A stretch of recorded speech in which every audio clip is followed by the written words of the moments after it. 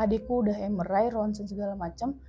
Dokter bilang ini nggak apa-apa kok, cuman shock terapi doang, nanti juga sembuh. Tapi kondisi pinggang sampai kaki adikku tuh nggak bisa gerak sama sekali. Ini Dela, tapi Dela nggak tahu ini siapa yang nangis.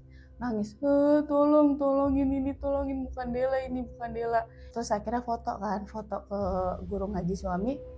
Kondisi Dela sekarang gini bang, sampai mau subahana itu aja ini aku tuh kayak Yang aku lihat ini sosok yang memang udah lama mau nyakitin kalian.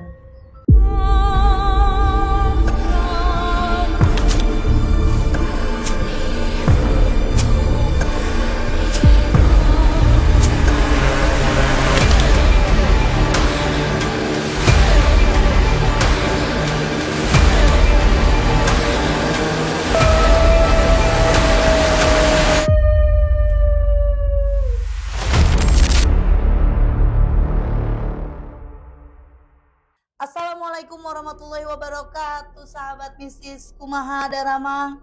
Alhamdulillah sehat ya semua ya. Yang lagi sakit biar diangkat penyakitnya sama Allah. Yang udah sehat makin sehat lagi. Yang rezekinya lagi seret banget nih, lagi belum dapat kerjaan, biar dilancarkan sama Allah, biar dapat kerjaan, diangkat lagi derajatnya.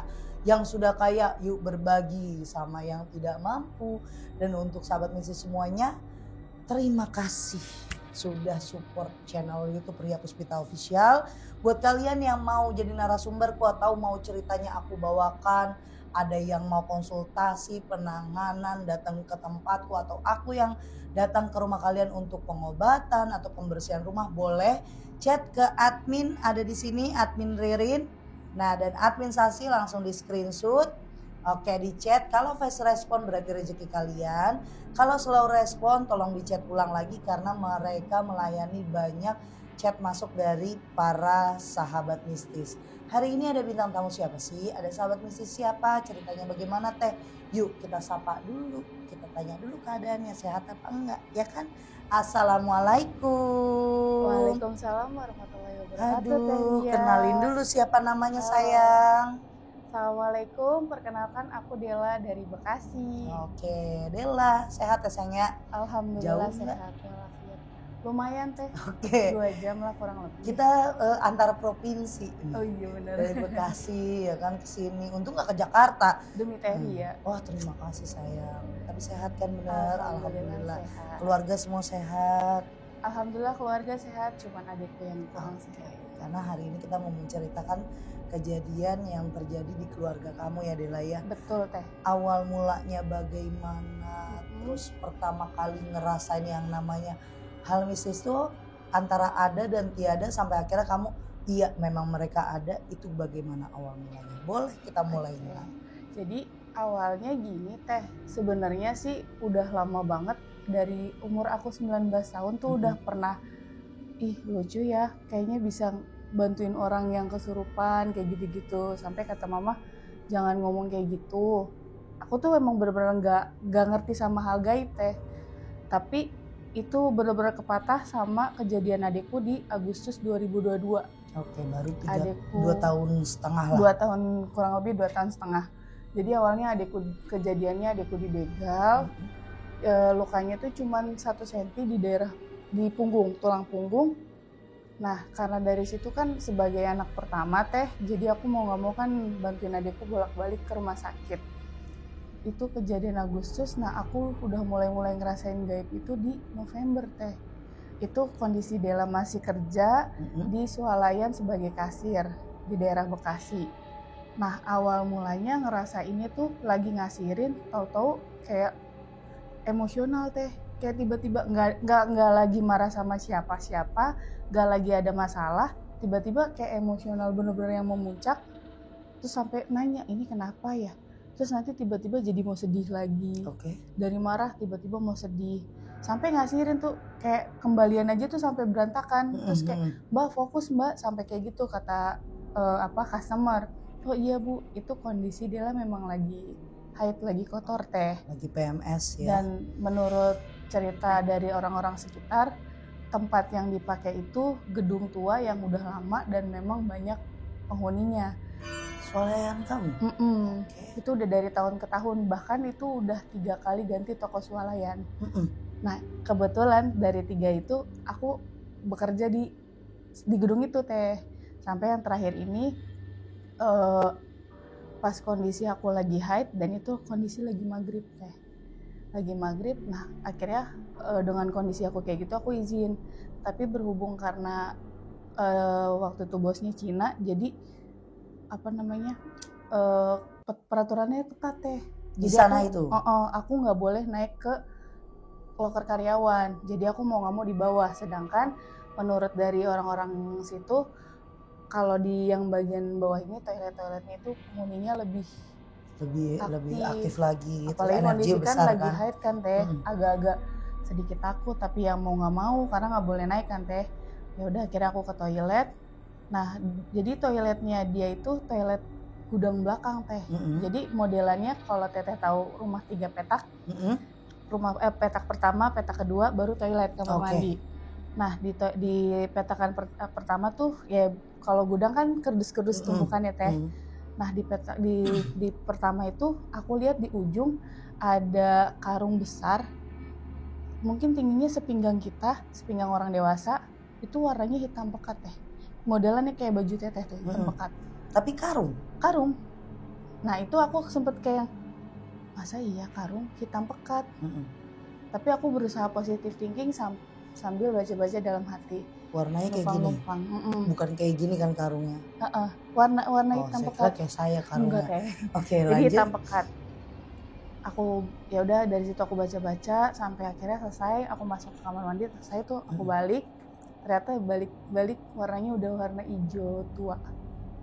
Bukan hitam pekat lagi. Si karung itu? Iya. Nah dari situ, apa jangan-jangan ini yang tadi nempel? Karena kan aku ngerasa kayak mau marah, mau nangis, mau marah, mau nangis. Nah sampai akhirnya singkat cerita udah selesai tuh teh. Aku udah keluar, balik lagi besok masuk siang jam 2 naik motor teh ke lokasi, mau ke toko. Lagi naik motor, ini bener-bener yang sedih gak ketahan teh. Kenapa lagi nih ya? Apa masih bawaan kemarin? Terus jalan makin sedih tuh teh. Aku sampai bilang, "Tak dulu jangan di sini, jangan di sini. Nanti kalau kamu mau cerita sesuatu, aku nggak bisa nyampein karena nggak ada yang tahu. Ini lagi di jalan. Kalau aku kenapa-napa, aku nggak bisa bantu kamu." Nggak ngerti sih teh, punya pemikiran kayak gitu.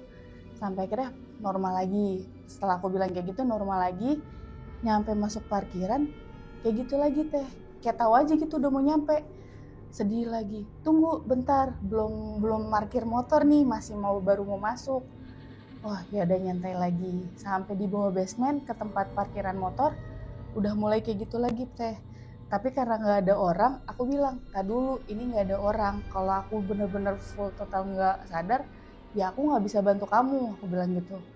Baru aku naik ke pintu karyawan, ternyata di pintu karyawan tuh banyak orang teh. Karena kan udah mau pergantian shift kan teh. Banyak orang, malah jadi yang tadinya sedih banget, malah jadi panik.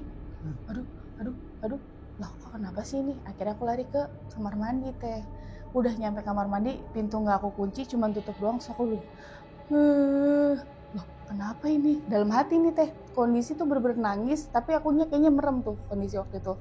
Terus ada temen yang sekiranya temen itu bisa ngerti akan hal itu teh. "Itu siapa yang nangis?" Aku jawab, "Ini Dela," tapi Dela nggak tahu ini siapa yang nangis. Tolongin ini, tolongin, bukan Dela ini, bukan Dela. Akhirnya temen selesai nyamperin ke toilet aku, "Udah yuk, jangan di sini, soalnya kan di sini tempatnya. Nanti malah jadi keluar masuk yang lainnya." Akhirnya aku dibawa ke musola, dipanggil lah 2 orang cowok ngazanin kanan kiri teh, baru aku sadar. Nah setelah itu temenku yang tadi itu kan security, jadi pas aku mau pulang, akhirnya aku disuruh pulang teh. Aku mau pulang, temenku nanya, "Kemarin lu ngapain di toilet belakang?" Ya ganti pembalut kan, soalnya nggak boleh ke atas kan. "Oh pantes, itu yang iniin nenek-nenek, itu di pundak lu ada nenek-nenek," kayak gitu. "Lu tuh ganti di rumahnya dia, lu permisi kagak?" Udah permisi, udah doa, udah zikir, udah segala macem dalam hati. Makanya kemarin gue sempet ngelihat bayangan hitam, dia menyerupai kayak nutupin karung gitu tapi hitam pekat. Iya, itu dia udah ngasih tanda. Ya kan nggak ngerti karena emang orang awam kan teh, nggak ngerti apa-apa. Ya udah besok lain kali kalau bisa jangan maksain ganti deh, di atas aja. Mau ntar pulang kayak atau apa. Oh ya udah tuh teh. Itu masih berkelanjutan ternyata teh. Si nenek-nenek itu ternyata ngikut Sampai rumah. Itu udah kejadiannya udah dua hari atau 3 hari setelahnya. Ini lebih parah teh, aku sholat aja tuh sampai bacaan jadi lupa, terus ruku lupa. Akhirnya aku datengin guru ngaji suami, minta tolong di ruqyah. Emang aku di situ udah mulai kelihatan. Jadi bentuknya tuh nenek-nenek rambut putih, udah rada bungkuk, yang katanya nyari cucu. Cucunya hilang. Nah kebetulan kalau Teh Ria tahu daerah dekat stasiun Bekasi, itu kan ada rel kereta, terus ada kali teh, lorong-lorong, ada kali. Nah itu di situ tuh ternyata dari situ si nenek-neneknya. Ruqyah pertama aman, ternyata balik lagi seminggu kemudian teh, balik lagi, terus akhirnya foto ke guru ngaji suami.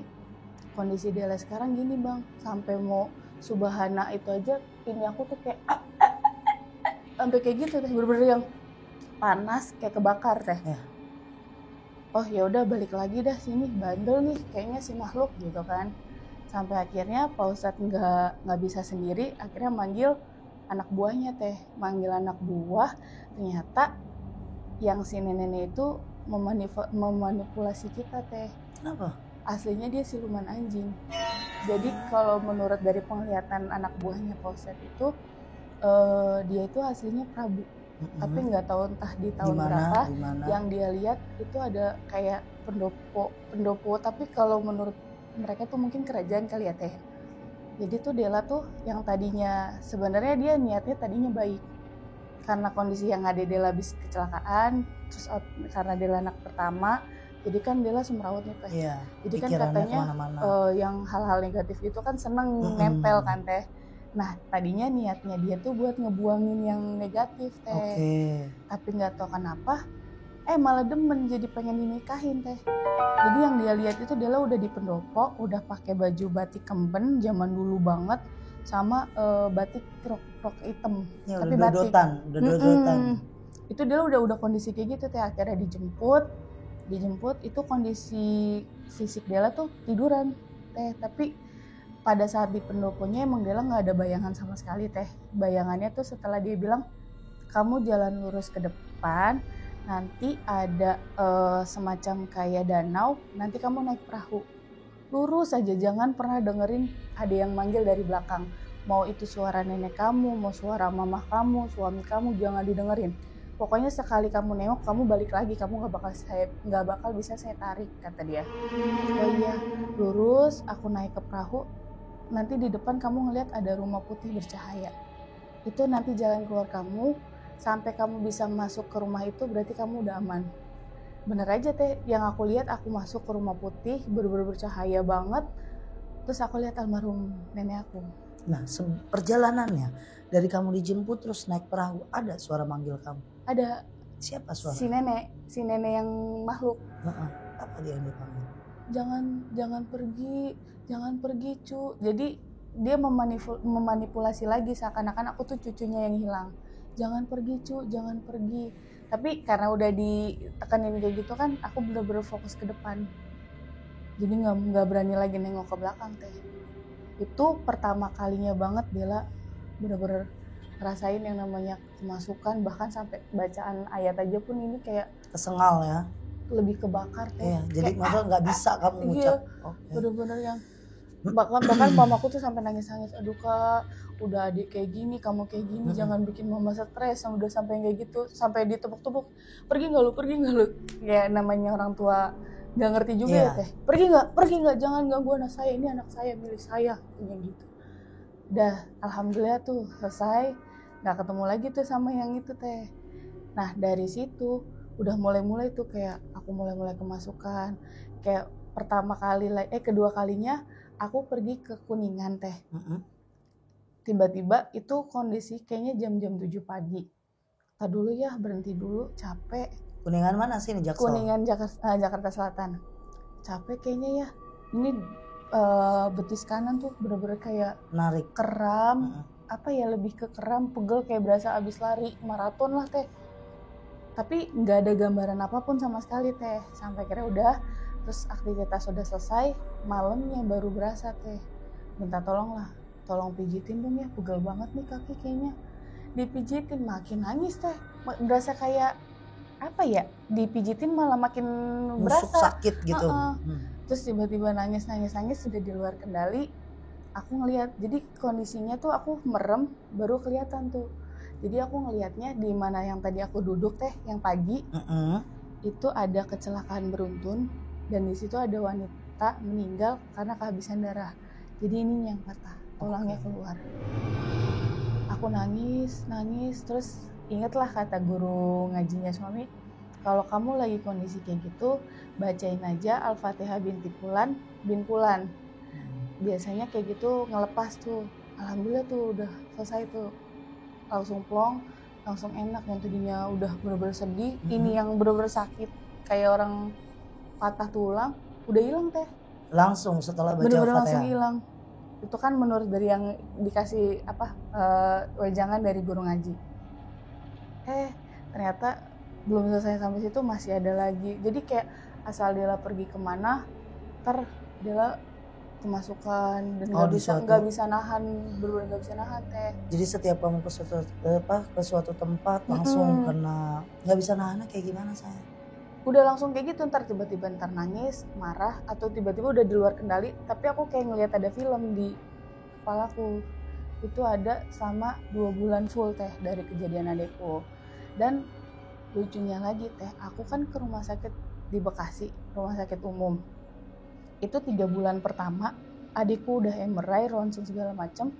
Dokter bilang, ini nggak apa-apa kok, cuman shock terapi doang, nanti juga sembuh. Tapi kondisi pinggang sampai kaki adikku tuh nggak bisa gerak sama sekali dok lagi, maaf teh. Jadi pinggang sampai ke kakinya itu nggak bisa digerakin.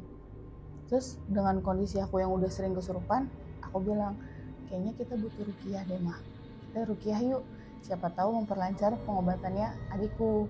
Terus Bella dijauhin dari hal yang negatif. Akhirnya ruqyah, ternyata selama perjalanan ruqyah itu udah ada yang ikut di aku. Bentuknya sama nenek-nenek teh. Cuman aku nggak kelihatannya pas di ruqyah. Jadi bener-bener sedikit demi sedikit mata batinku, kalau menurut dari praktisi ya teh, itu dibuka. Terus ngelihat nenek-nenek sama adikku ternyata udah kalau teteh tahu kayak anak bayi, itu udah digendong sama genderuwo, berbulu hitam, mata merah, terus ada taring. Itu lagi diginiin adikku, kayak bayi.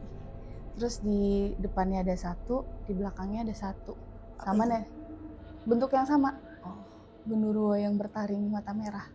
Itu yang aku lihat selama proses ruqyah kan dibuka mata batin. Apa yang kamu lihat? Ditanya. Itu yang aku lihat.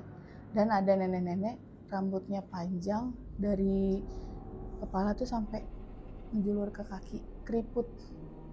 Terus kan kalau di praktisi yang bela ruqyah itu kan setiap ketemu makhluk diajak masuk muslimnya teh. Jadi yang berhasil diajak masuk itu si yang nenek ini. Dan nenek ini ternyata tergerak dari kondisi dia ngelihat hari-hari aku. Jadi si nenek ini bilang, saya itu tadinya ditugasin untuk ngambil Cah Ayu sama Den Bagus. Yang dimaksud aku sama adikku Vino. Mau ambil mereka berdua. Tapi karena saya lihat Cah Ayu ini cintanya luar biasa ke orang tuanya, ke adik-adiknya, mengingatkan saya waktu masih hidup. Saya begitu cinta, saya begitu luar biasa sayangnya sama kedua orang tua saya.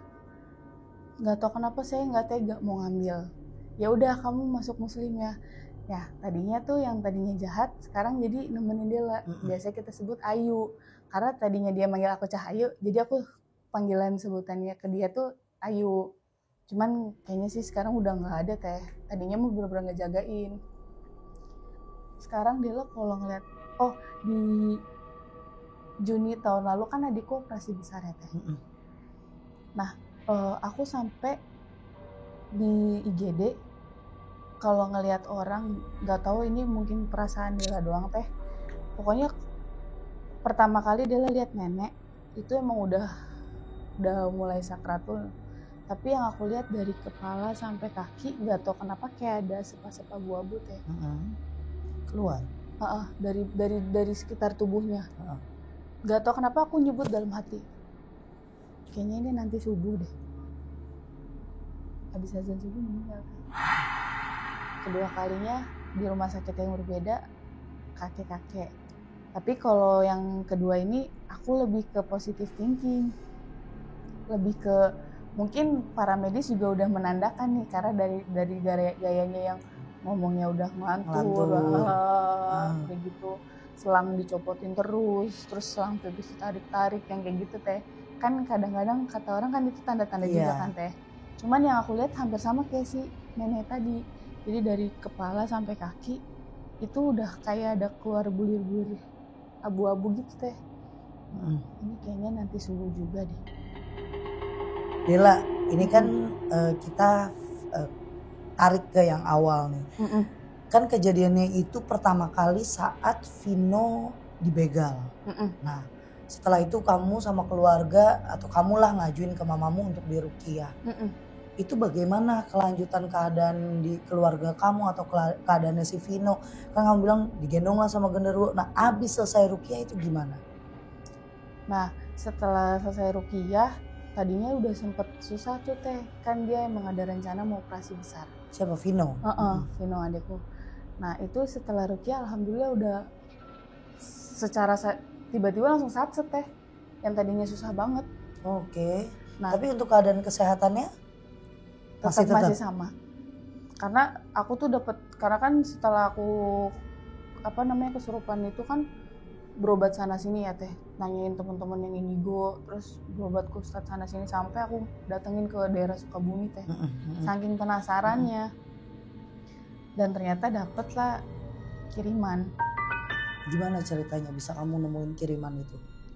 Nah itu dapetnya pas terakhir di ruqyah ini teh, pas aku mata batin yang aku ngeliat 3 gunduro itu, si praktisi ngomong coba ditelaah lagi lebih dalam.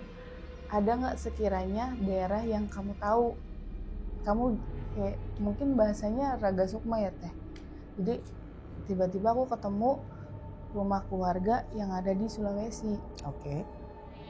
Terus ada ketemunya, terus tiba-tiba ada buhul, ada nama-nama aku teh di situ. Ada foto aku. Memang aku pernah tinggal di sana selama 2 tahun sama adikku Vino ini. Nah itu ada nama aku, ada foto aku, foto adikku, sama nama adikku, pokoknya lengkap sama bin plus binnya. Dari situ, oh ternyata dikirim teh. Dan yang ngirim nggak jauh dari, masih ada hubungan dari keluarga. Gitu. Dan aku mau nanya, di saat begal, Vino ngeliatnya gimana? Berapa orang kah atau berapa banyak? Bagaimananya? Karena ini bukan lagi disclaimer, tapi yang aku ngeliatin gini. Setiap orang cerita itu kan energi itu kebawa. Dan pasti alam bawah sadar kita untuk nangkap. Ada orang yang kadang-kadang denger cerita Teria sama narasumber ikutan muntah, ikutan pusing, karena kan kebawa energi. Yang aku tangkap di sini, dia beneran dibegal berapa orang? Kenapa orang itu nggak? Ya bagaimana? Coba ceritain ke aku pas begalnya. Kalau menurut dari saksi, kan kejadiannya 2 orang ya teh. Dia sama temennya. Nah Vino ini yang dibonceng di belakang teh. Nah yang di depan fokus nyetir. Dia bilang dia itu dari daerah Pramuka, daerah Jakarta kalau nggak salah. Dia udah pulang dari arah Kalimalang, masuk Kalimalang tuh udah diikutin 3 sepeda motor sama 7 orang teh. Oke. Nah yang satunya itu bertiga, bonceng 3. Yang boncengan ini tengah-tengahnya bawa apa sih sajam yang melengkung itu teh. Celurit. Udah diteriak-teriakin dari Kalimalang, berhenti woi, berhenti. Salahnya Vino sama temennya ini lewat yang malah gang sepi. Karena memang hari-hari dia lewat situ teh, salahnya. Cuman pas begitu udah masuk ke gang sepi, dia makin ngejar. Adikku fokus ke belakang, terus yang nyetir bener-bener fokus.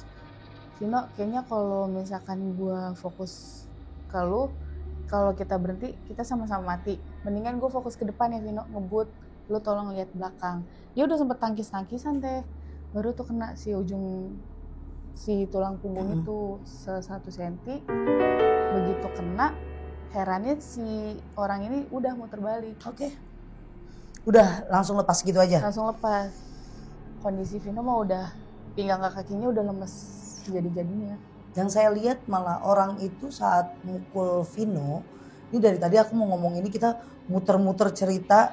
Ya ini kan karena kita di balik kamera juga ada yang perlu diobrolin sama Della, apa yang boleh diceritakan, apa yang tidak boleh diceritakan, apa yang boleh Della sampaikan dan tidak boleh, karena ini menyangkut juga keluarga besar Della. Tapi dari tadi aku kepikirannya gini, ini orang kayaknya pas mau ngebegal atau mau nyakitin Vino, dia udah ngeliat duluan di badannya Vino. Kita kasih tahu ya Del, orang yang namanya mau kena santet lu guna-guna terus dia ketempelan itu nggak pas kejadian. Contoh Vino dari sana entah dari mana terus ke Jalan Pramuka ke Kalimalang dan bla bla bla, kan di jalan dia belum langsung ketemu sama orang itu. Bisa satu yang saya lihat sosok di badannya Vino yang jagain Vino itu, boleh kalau orang bilang bisa juga nggak diguna-guna ketempelan, tapi tetap sebelum orang itu nyerang. Tapi mataku bilang terserah orang mau percaya atau enggak, tapi ini hanya penglihatanku, cukup dipahamin aja tapi nggak perlu didalemin. Yang aku lihat ini sosok yang memang udah lama mau nyakitin kalian. Dan semakin terpuruk energi kalian gini, sebelum kejadian itu Paham teh. kalian itu baik-baik aja. Dari segi pikiran, kesehatan, batiniah, mental kalian aman-aman aja. Tapi aku sering ngomong, orang yang gampang terkena apapun itu ilmu sihir, orang yang gampang komunikatif dan komunikasi dengan makhluk astral, pasti orang dalam keadaan yang benar-benar, kalau baru baru itu benar-benar dalam keadaan yang capek, banyak pikiran, itu pasti terganggu. Mau dia berkomunikasi atau ya cuma asal jadi tempat doang gitu, itu pasti dia lagi capek, lelah, banyak pikiran. Beda hal sama orang yang memang badannya dia sudah jadi hal media, kayak saya media untuk objeknya itu ya makhluk astral buat interaksi, ya kan. Soal manipulatif atau enggak, namanya jin, namanya setan tuh udah biasa, itu pasti manipulatif berita. Tapi yang aku lihat badan Vino itu udah dibalut lama. Tapi gongnya di saat Vino sakit nih, itu baru mereka masuk. Vino takut, Vino parno, Vino trauma. Di saat itulah energi itu langsung ngebom masuk. Dan kamu masuk energi itu di saat kamu berbulan-bulan bulak-balik, kamu capek dan kamu lantas mikir gini, ini ada apa sih di keluarga gue? Benar teh. Kamu flashback ke belakang, kamu saat itu hopeless, nggak ada harapan. Benar. Adik gue kayaknya nggak bisa sembuh. Benar. Ini gue harus kemana lagi? Gue harus kayak gimana lagi? Titik mulai awal hati kamu ngomong gitu kejadian, semuanya. Kalau yang saya bilang semuanya manipulatif. Itu setan-setan yang bilang saya senang sama kamu, mau jagain kamu, akhirnya mau nikahin kamu. Bohong. Mereka setan yang sama dari awal tujuan. Paham? Gitu teh. Mereka setan yang dari awal. Mereka iblis, jin yang dari awal Della. Dari awal memang niat ada di bulu kamu. Tapi mereka bikin cerita sendiri. Biar apa? Gak ketemu. Kalau mereka itu suruhan orang. Berarti termasuk Della pernah mimpi teh. Itu di rumah sakit, kondisinya siang hari biasa teh. Emang kondisi pada saat itu pasien lagi beribu, lagi banyak. Banyak lah. Tapi nggak tahu kenapa pada saat itu Della ngerasa kayak Della sendiri tuh kayak ngap. Kayak kalau dibayangin tuh kita kayak lagi ngantri apa gitu teh. Okay. Tapi kalau pas siang sih aman teh, cuman ngap doang. Nah, ketemu ininya malam. Della tidur, ini bener-bener mimpi teh, tapi mimpi Della ngerasa kayak Della nyata banget. Tiba-tiba Della mimpi, kalau teteh tahu di rumah sakit kan ada bangku abu-abu tuh yang besi, kayak di ruang tunggu obat. Itu Della lagi duduk, di kanan Della ada ibu-ibu pakai emas tapi habis digorok teh. Oke. Di sebelah kiri ada bapak-bapak, nggak tahu kenapa setengah badan, di bawahnya udah berdarah-darah. di belakangnya anak kecil pucet ada 2 atau 3, pokoknya banyak deh macem-macem. Dan si ibu sama si bapak ini cuma bilang, kamu jangan takut, kamu kan udah ngelihat kita setiap hari. Nanti ke depannya kamu bakal lihat lagi yang lebih serem dari kami. Kamu gak usah takut, tenang, kamu ada yang jagain. Ada yang niat jahat sama kamu tapi gak akan kena, sampai kapanpun gak akan kena. Kalau itu apa teh? Hati nurani. Gini. Banyak orang sibuk dengan kodam. Banyak orang sibuk nanyain apa isian di badan. Yang kuat itu hati nurani kita. Kenapa leluhur? Kenapa kita bilang itu turunan? Kalau hati kita tidak pernah ada niat baik, tidak kuat hati nurani kita, tidak bisa menerima apapun yang diciptakan Tuhan, nggak akan bisa. Kenapa dari 5 bersaudara yang bisa melihat, bisa merasakan cuma 1? Padahal punya leluhur, katanya leluhurnya sama. Kenapa yang 4 enggak? Yang 4 ini enggak punya hati nurani itu. Sekarang aku tanya sama kamu berapa bersaudara? 3 teh. Yang 1 kemana? Di saat kamu membantu Vino, masih kecil kah? Masih kecil. Apakah kamu melimpahkan itu ke adikmu saat itu? Enggak mungkin. Enggak sama sekali. Apakah kamu nyuruh buat Vino jalan sendiri? Enggak bisa. Hati nuranimu bukan? Iya. Kuat. Iya. Di saat kamu lagi sendiri, apapun itu yang ada di hati kamu ucapin. Gue capek, gue tuh pegel, gue gak punya ini. Semua kamu ucapin. Kenapa dia yang jagain? Di saat hati nurani kamu udah pasrah sama Tuhan, sama Allah, kita gak tahu keluarga kita dulunya itu kuatnya seberapa banyak zikirnya, ibadahnya. Tuhan kirimin penjagaan itu biar orang lain taunya itu penjagaan leluhur. Tapi adanya karena apa? Nurani. Gak sembarangan orang bisa ngelihat setan. Itu hanya para waliullah. Orang yang bisa ketemu sama iblis itu hanya orang yang ibaratnya para wali Allah. Para habaib, para kiai, alim ulama yang memang mereka ibadahnya bagus. Kenapa? Seorang Ria, Dela bisa ngelihat. Sebenarnya mereka itu rupa-rupa warnanya udah kayak balonku. Kayak pelangi bagaimanapun. Sama kayak setan terakhir yang ngomong sama kamu. Banyak bentuk yang lebih menyeramkan. Tergantung apa? Kita mau lihatnya kayak gimana. Bener? Kita mau nanggepinnya kayak gimana. Energi mereka bisa kita rasakan kayak gimana. Apa yang dirasain? Tangan? Enggak. Ini. Hati nurani. Teteh mau tutup hari ini gak mau ngeliatin apapun. Jadi. Lo orang hati kita gak mau nerima. Oh ya hari ini ada kerjaan. Penelusuran. Kalau kita tidak menerima adanya mereka. Ya gak akan jadi penelusuran. Mendingan masak-masak jadi gak kesurupan. Bener? Ya, jadi kamu balik, kenapa teh orang bilang gue ada penjaga? Iya hati nurani kamu yang jagain. Adalah atasan kamu ibumu. Ya. Atasan ibumu ada nenekmu. Ya. Atasan lagi ada. Ini. Ada lagi dari bapakmu. Ya kan atasan kamu bapakmu. Bapakmu punya lagi kakek. Punya lagi bapak. Punya. Kamu gak tahu turunan yang mana yang hatinya kayak kamu. Bisa jadi satu sekandung bapak kamu dengan adik-adiknya dia gak sama. Tapi bapakmu lah yang lemah lembut. Jadi kamu darah bapakmu sangat ngalir. Ternyata kakekmu begitu juga sama kayak kamu. Oh gak dari bapakmu, dari ibumu.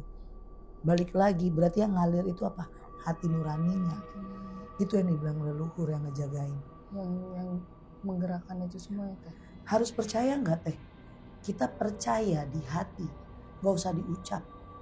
Gua punya leluhur, dia gak suka itu. Kita ucapnya apa? Insya Allah yang ngejagain Allah. Tapi hati kita yakin. Karena kita punya nih di rumah itu kan punya adat istiadatnya beda-beda. Pemikirannya beda-beda. Kayak keluargaku masih ada pantangan, ada tahayul, ada pamalinya masih ada. Kita orang kuno. Ya kan? Tapi insya Allah kunonya aku sejalan. Kenapa? Sama syariat Islam masih jalanin kok. Karena kita punya adab-adabnya. Nah adab itu yang kita jalanin nih. Kita bukan dunia barat. Kita emang timur tengah ya begini deh. Kita kerjaannya kita ya begini dah.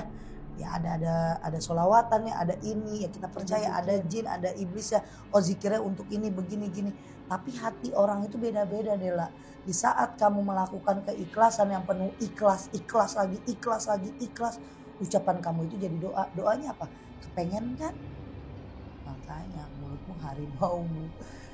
Tapi akhirnya disampaikan dengan Dela yang kuat. Cuma kalau Dela nanya, teh kenapa saya juga bingung nih antara ini geng motor, ini begal, terus bingung kenapa setelah adekku kena ini saya tuh dapat kejadian-kejadian yang bisa melihat, bisa merasakan jadi kesurupan ini segala macam sampai di titiknya buhul. Itu teror. Kalau kamu bisa flashback beberapa video-video saya yang namanya ilmu sihir teluh guna-guna apapun itu di awal pasti diteror dulu. Baru sekian bulan, sekian tahun ngerasain akibat dari teror itu. Tapi setan manipulatif keadaan.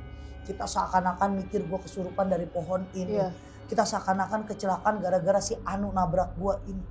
Semua teror dari dia.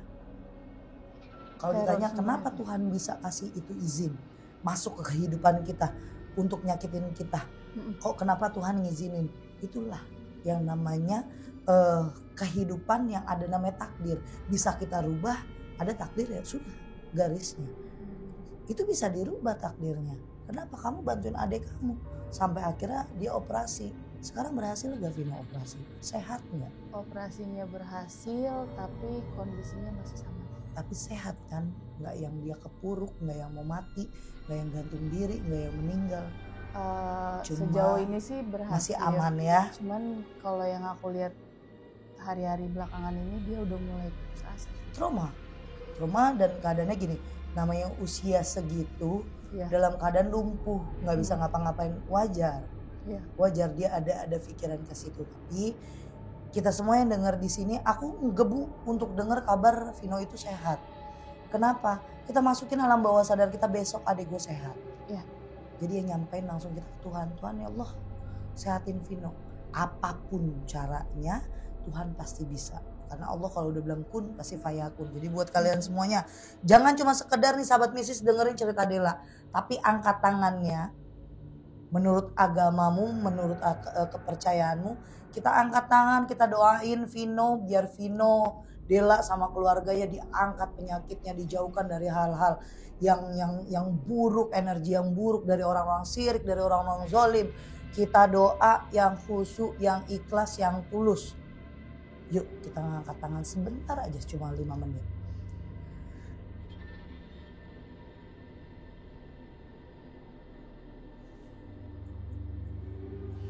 Amin Allahumma amin. Nah agak gak begitu tegang kan. Karena kita saling ngedoain gini aminnya mereka itu kan banyak. Saya yakin yang nonton gak 40 orang doang. Pasti banyak. Dia gak hanya mau ngetik amin aja, pasti dalam hati amin. Untuk apa kesembuhan kamu?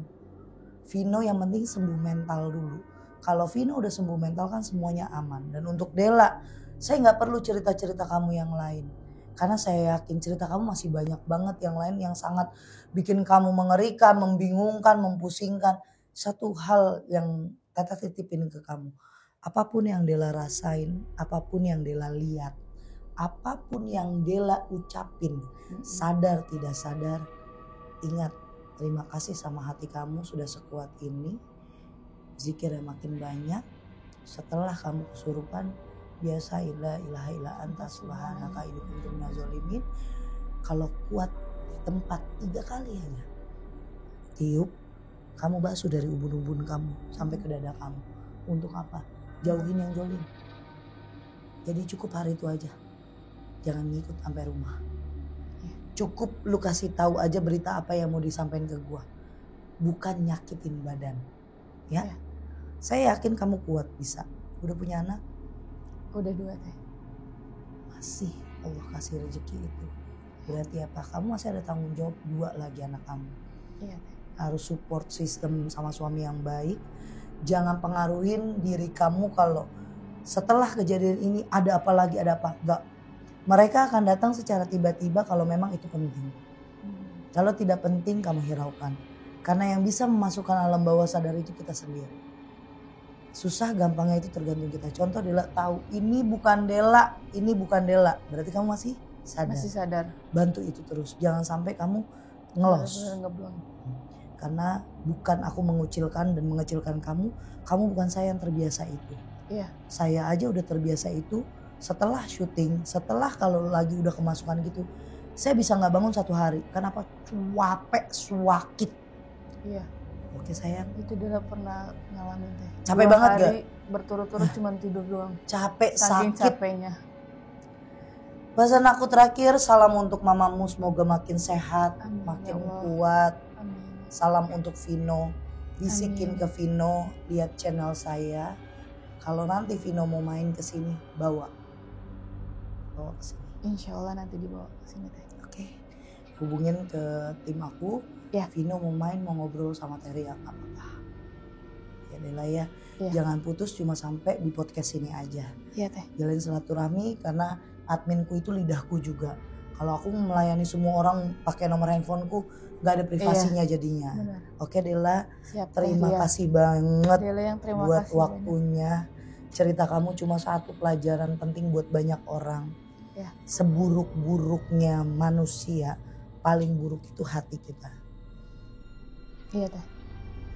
Kamu tahu siapa yang nyakitin keluargamu? Tapi kalau kita mau ngelakuin hal yang sama, berarti kita yang lebih buruk dibanding dia. Oke? Jadi buat sahabat misi semuanya, jangan pernah ngira orang itu jahat sama kita. Karena kejahatan itu terjadi bukan karena ada niat pelakunya, karena ada kesempatan.